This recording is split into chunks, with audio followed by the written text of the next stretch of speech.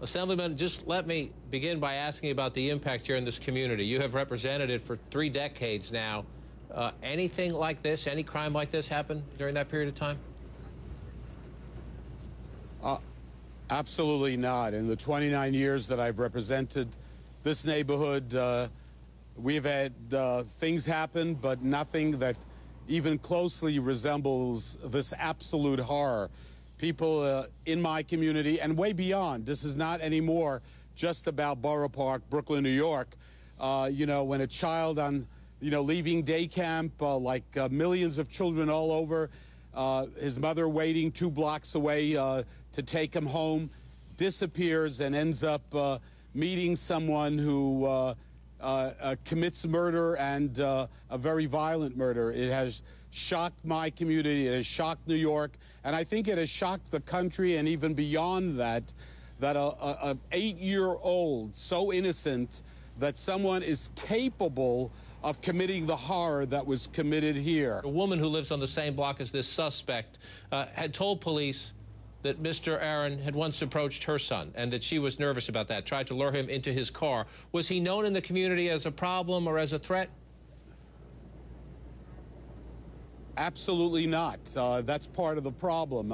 Now people are coming forward saying, I remember this and this incident, but no one ever really followed up.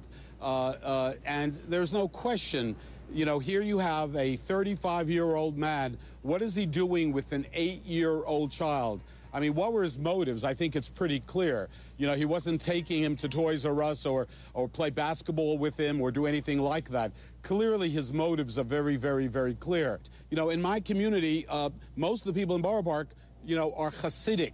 They wear long beards and have side curls and dress in a particular way. And children will usually trust someone who looks very similar to their own father or to most of the people in their synagogue, etc. And I think we have to be aware, that just because someone looks okay to them doesn't mean they are. Perpetrators, people who do these horrible things, they often look no different than you and I. And we have to really protect our children. I mean, this tragedy is beyond comprehension. I've met with the parents. This afternoon, I actually met with the grandparents. The pain of a grandparent, of a mother, a father, losing a child in this particular way with the gruesome details. I don't wish this on my worst enemy. And to the point you just made about the close-knit community and people perhaps reflexively trusting people who look like them, who worship like them, who live with them. When you hear reports, people afterwards saying, well, this guy had acted strangely before, this guy tried to lure my son into his car before, do you worry that some people kept that to themselves, did not report it to the police, did not report it to community leaders because they thought, he's one of us, it can't be true? Yeah, look, this is a problem that we're first facing in our community. We have an amazing community, a wonderful community. The way people came together in my community, thousands of people volunteering during the search. It was something spectacular. But at the same time, we have to face that we have people in our community, as other communities have, people who want to do terrible things to children.